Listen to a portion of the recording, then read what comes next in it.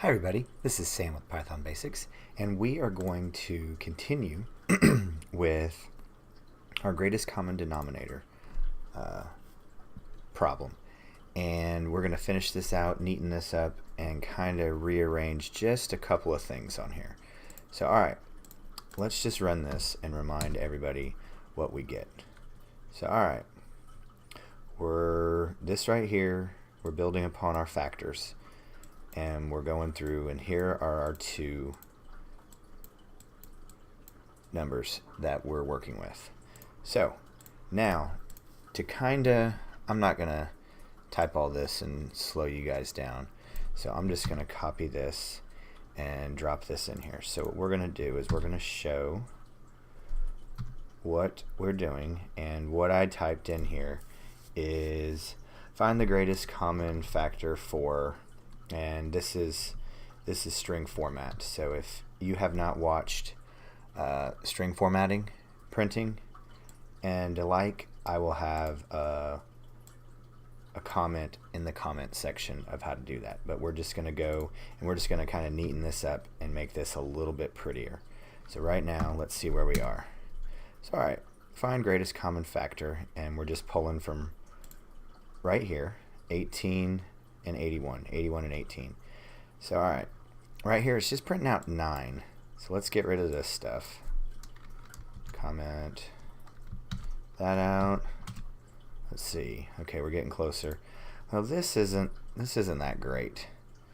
So let's kind of neaten. We still need to leave that break, but let's get this nice and pretty. So let's put this in here. So alright, what I want to have come out, if this is only printing if this is 100% correct. So let's replace this one. So alright, test, and also if you have not watched formatting with digits, I'll have a comment and link, and hopefully I'll have a card on that so you could just click it.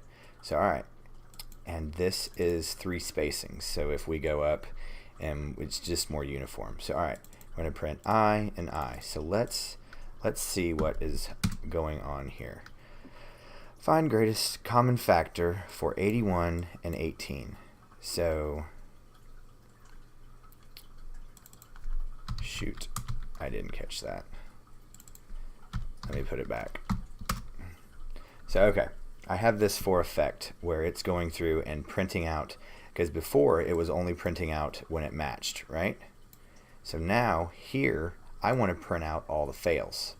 So 81 failed, then 27 failed, and then lo and behold 9 was the match.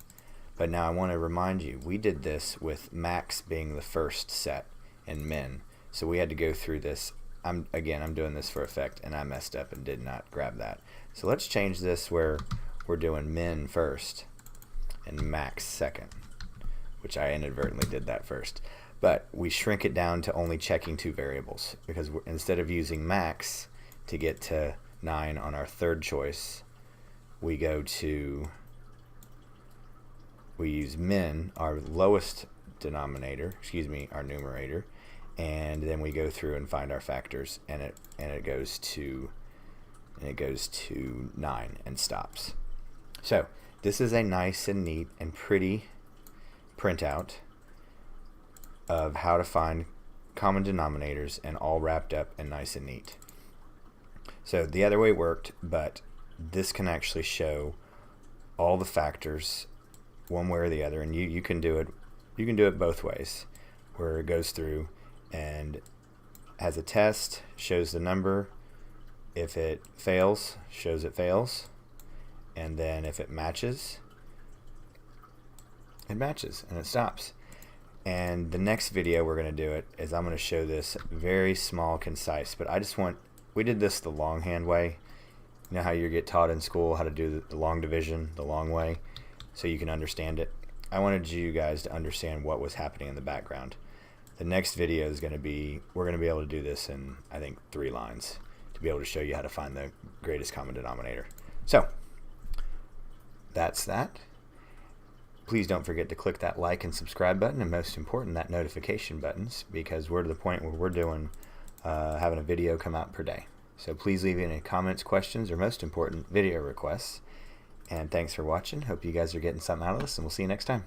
Bye, guys.